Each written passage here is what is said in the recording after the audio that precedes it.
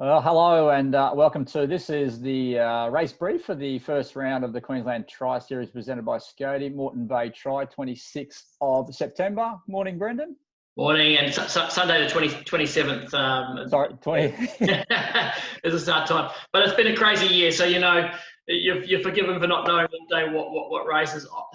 Sometimes I have no idea as well. I've got to keep looking at my calendar.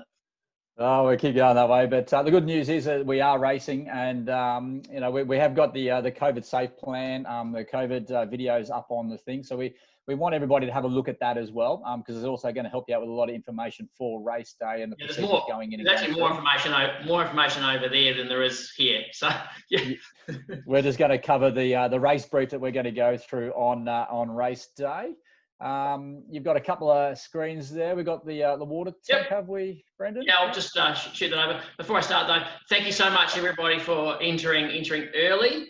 We really appreciate knowing that we're going to have 1,200 people at our event 10 days out. So it's hugely helpful for us. Not only from a financial point of view that we know that people are signing up and coming, but from a planning perspective around COVID safe.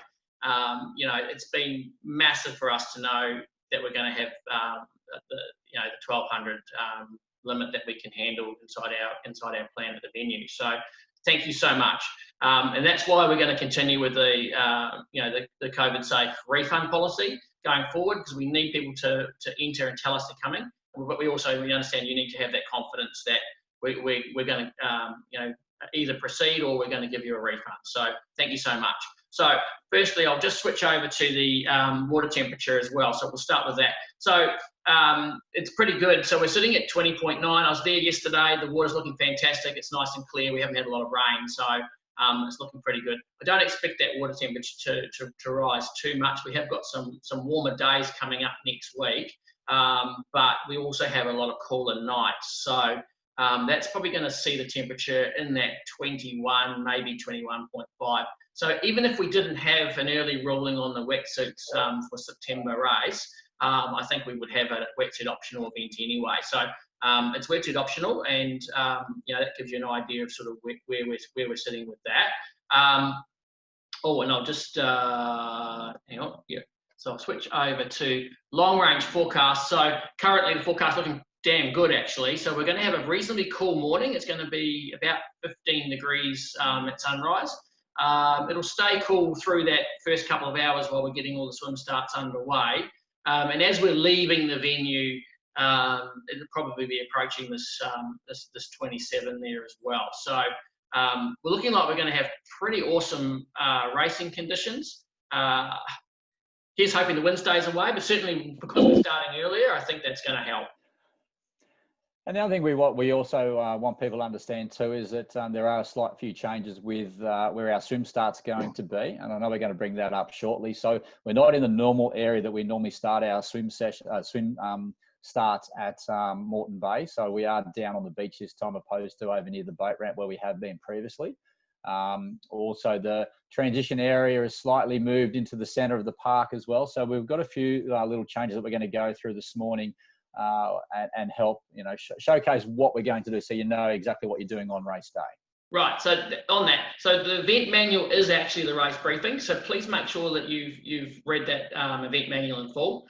We're going to do our best to update that, complete it Monday. There's possibly a couple of little changes to the timetable yet, just because we're working out people on course and also managing the flow of people into the venue and exiting the venue as well across the morning, just to help us manage the number of people on site where we can. So please make sure that you've read the manual. We'll send a note to everyone that's entered just saying that the manual's been finalised, but it's very close to that now. So so let's just drop down to some of the specifics, Toby?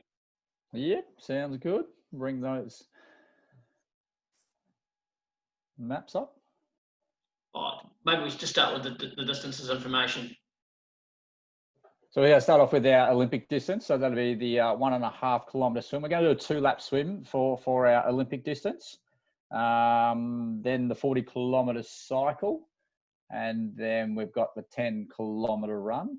Right, that's right. So we've got 4 laps of each. So the cycle course is a 10K loop. And of course, the run course is a 2.5 kilometre loop. So just be aware of that. So it's two laps of the swim, and we'll talk some more detail about that, 4 and 4, and then sprint. Yeah, so 750 swim, so they'll do 1 lap. They're going to do 2 laps, so 20-kilometre bike and then 2-lap 5-kilometre run. And then we've got our enticer. Off the top of my head, mate, I can't remember the distances. So is it a 400 swim?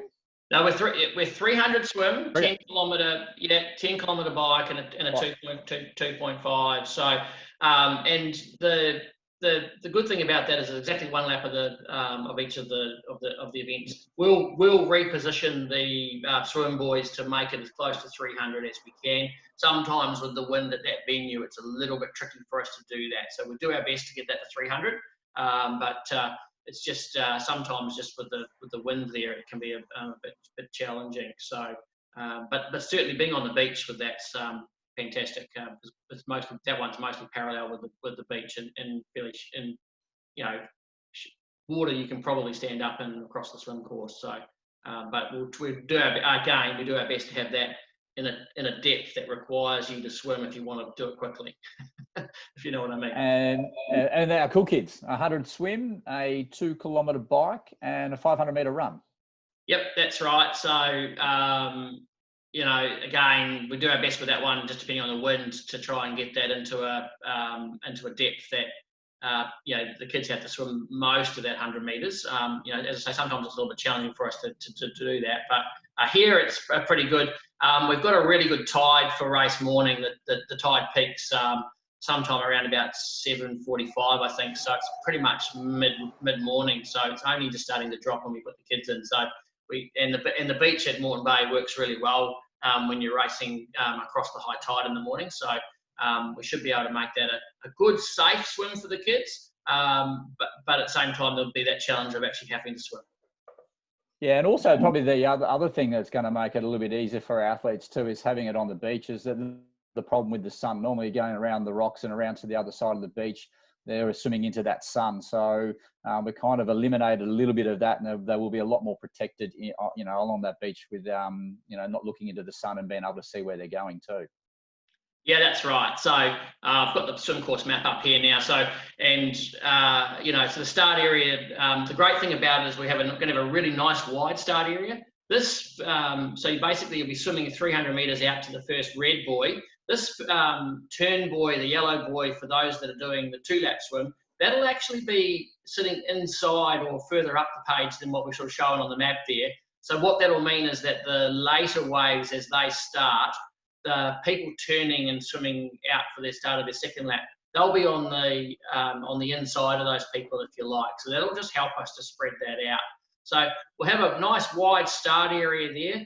And if people can just make sure that they're spread as well, particularly in the Olympic distance, because it's not as easy for us to have smaller waves in the Olympic distance, but if people in the Olympic distance can spread themselves out, that'll really help us out. It's not so bad with the sprint distance enticer and the kids because we have much smaller waves, so it's easier for us to and 1 lap swim, so we don't have any of that overlap. So just be aware of that. The other thing is just make sure when you're waiting for your start that you're actually back up. There's a massive big grass area up the beach. It's elevated as well, so you can actually see what's going on. Plenty of room to be 1.5 apart. So just make your way into that area, in that 15 minutes before your event. So yeah, so just be aware of that 2-lap swim for Olympic distance, but just that 1-lap swim for sprint. And the enticer will look like this. They'll go around the 2 yellow buoys. We'll probably just move those a little bit to make sure we get that. It's about 150 metres up the beach there. And so what we'll do is we'll actually bring those buoys right down to make that kid swim. The last time we ran the event here, we actually had a bit of headwind for the swimmers in the kids event. So we may just look at that and just see what's going on. If we have that situation again, we probably would actually swim them the other way and have them run back because it's a bit safer if we get a strong wind. Currently, that's not forecast, so we'll probably be going in a normal direction for the kids race. So Brendan, I'll get you to put those maps up for the swim. We just had the we're still on the forecast for the race on my screen. I don't have the swim course maps. I'm sharing my screen here. I'll just stop that share and let me just go back to. Let me just see if that does that work? There we go. Yep. Oh, yep. Sorry, so we stuck over on the forecast.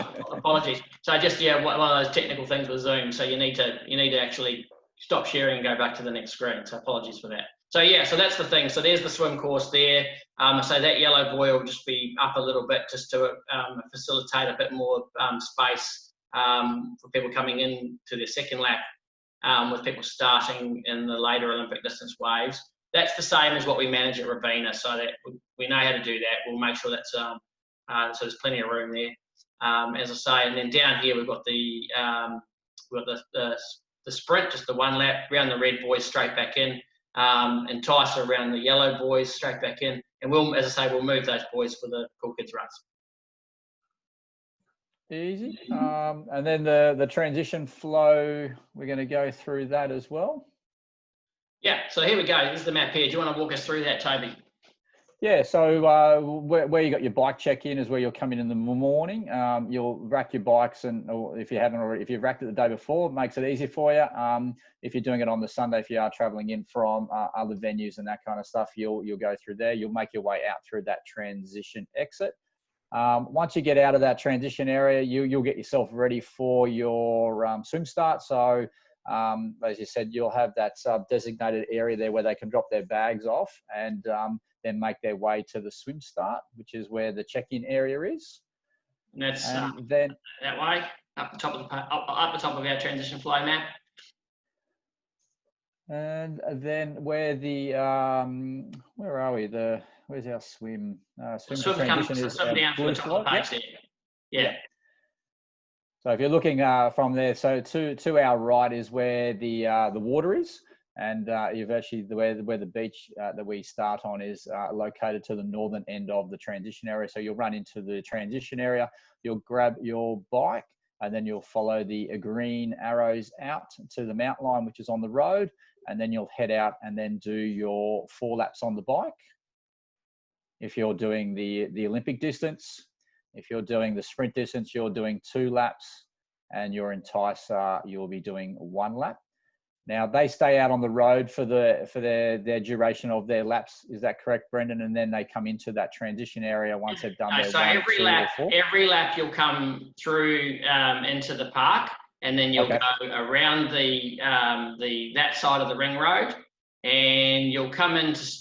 So you'll either if it's your last lap, you'll hop off your bike there and go onto the grass straight in transition, or you'll head to the right there and go around the park into that area there. So the only thing about that is we've just got that merge area right there, and it's not too bad because of the way that we've got a 10K bike course, and it's not too bad, but just need to be mindful of that. We'll have signs warning you as you're approaching that area, because we do have, as you know, we've got people starting the bike and they're putting their shoes on and things. So there's a little bit of, you just got to be a bit cautious. You'll be cautious coming through here on your 2nd and 3rd and 4th laps. That's probably the one area just to be really mindful of. The rest of the course is wide open. You've got heaps of room. So it's just that one area there. I'd also just be cautious in this area here coming down. The good thing is if you're in the Olympic or the sprint, you'll get to come through and you'll see it on your previous laps, and you just got to remember to come off. Every year we get a couple of people ride through here and then go, oh, how do I get into transition? So if that happens to you, we'll sneak you in this way, but you'll have lost a heap of time. So you really want to make sure that you're coming off the bike there. But this is the one area in the whole event that we just need you to be mindful of, is that merge area. It's probably the only point in the course where we just need to be really careful about what we're doing and keep our eyes open.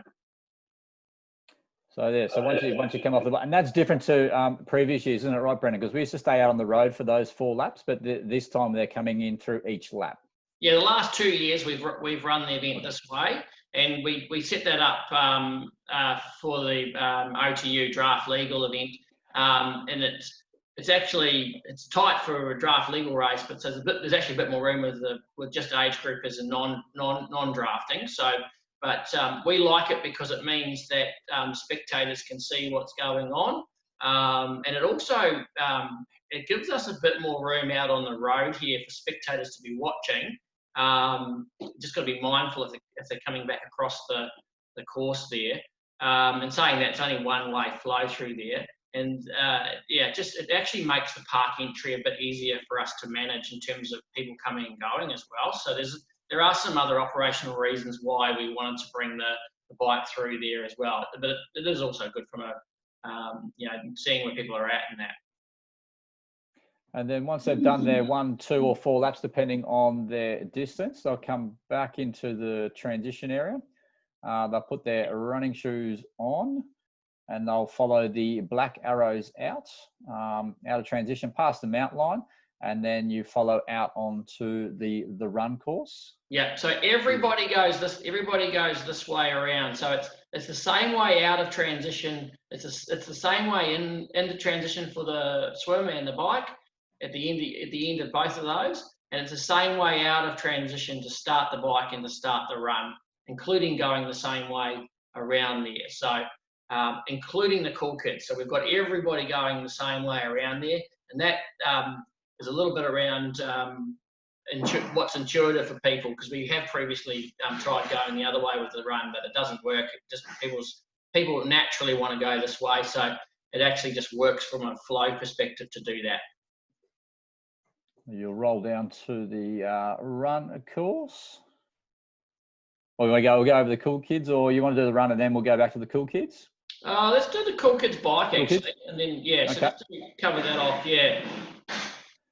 So they come out of the transition the same way as we do with our Enticer sprint and Olympic distance. They go through the park and then out onto the road. They'll go down to that U-turn point is where you've got the clicker at the moment. They'll do a U-turn. They'll ride. They turn just before the bridge. Yeah. Just before the bridge, yep. And then they'll ride all the way back up. And then they go around the back end. They'll come in where the lights are and then come into that transition area just the same way as all our other age groupers in the Enticer sprint and Olympic distance. And then they'll put their running shoes on. They'll flow out the same way as the other races that we've got going on. They'll head out on the road and then they'll virtually turn left. They do a shorter loop. It's only 500 meters. They just cut across. It's it's where all the Olympic distance athletes see us, sending the kids this way, and they've got to carry on and they're cursing us, but that's okay. And then back around straight into the finish line. So So basically for us, one of the things that will what we have to just manage with this event is we have to make sure that we've got that staffed really well and this point here really well. So it just depends what else is going on and how thick the course is. So we've got our start time currently. I'm just got to work a couple of calculations on that just to make sure we've got that start time right for the kids as well. So that start time for the kids may change slightly from what we've got in the manual currently. So just need to bear in mind and keep an eye on that time that we've got that right. And when we release the wave starts, probably Tuesday, it'll have the exact times in it. Okay, and then we'll go to the run course for our Enticer sprint and Olympic. Yeah, okay. So which is that 2.5K loop. Yeah. So out of transition, like we said, they'll come down to that point where the cool kids turn left, we'll turn right, and then we follow out onto the footpath and we follow it down to the bridge. And then they'll do a U-turn down to the bottom and then come all the way back up. They'll flow in around up to the so come down the purple line. Yeah. And I'll point that out. The drink station's actually here, so it's about 2K. It's at 150 meters into the run, and then it's at about 2K. So you do hit it twice per lap, but there's a 2K stretch there between when you go down and back just to get back to that drink station. So just be mindful of that. The turn on that is just before you get to go under the actual bridge there as well. So just on that, so the can't quite sort of see the detail on that, but you'll get pushed out onto the road. There's a coned lane on the road. You'll come all the way down, and you sort of follow the road down now, and then there's a bike ramp to get back onto the bike path, shared path, and then you'll come down. This section here will be a keep right section. There will be signs keep right, and it's just because we've got two-way flow on the same path, and you've come off the road. So there's just that sort of 300-400 metre section down to the turn there. That's we're going to have keep right signs out on that. Just be mindful that that path's actually still open to the public, because it is a transport access for heading south over the bridge. So there will be the odd cyclist. We do have signs in place saying the triathlon's in progress, and we do have keep right signs. But just be mindful of the fact that there are some other people accessing that path, and we need to just keep that open. We are early, so we don't usually deal with too many people, but it's just be mindful of that. Yep, and then so inbound, we just follow the path all the way back into Pelican Park there. You'll make your way down in and around, you'll turn right, you'll come back down. We're going to tease you by seeing the finishing line, but then you'll head back out for either, if you're doing one lap, that's the enticers, you'll go into the finishing line. And if you're a sprint distance, then you go out for your second lap. And if you're on your Olympic, you'll go for your second, third, and fourth. And then once you've finished those laps, then you'll come into the finishing line. And the nice thing about the multi-lap run course is, if you're on the Olympic distance and you're 3 to 4 hour top person, you're going to have people around you from the sprint race to keep you sort of motivated, and you're not going to feel like you're out there on your own. So it's one of the nice things about getting started early in Olympic distance at one of these events. So I think that's pretty much everything we need to cover. Toby, is there anything else that you think we need to talk about with the course?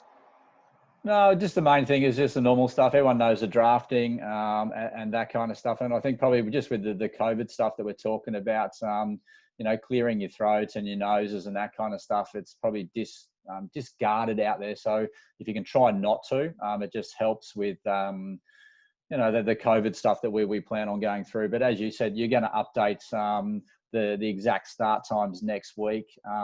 They'll always be subject to, what's going on out there as well. So even though it may be advertised, you might be a minute early, or it could be a minute late or something like that. But most of the time, you guys at the event crew are pretty right on the schedule and going through that way. But just be aware and just listen to any of the announcements that are out there, because at the end of the day, those announcements are going to help us keeping events going through. So I know we wish good luck to everybody out there racing. Have fun out there. I know you're looking forward. I know the event crew are looking forward to getting the first race underway.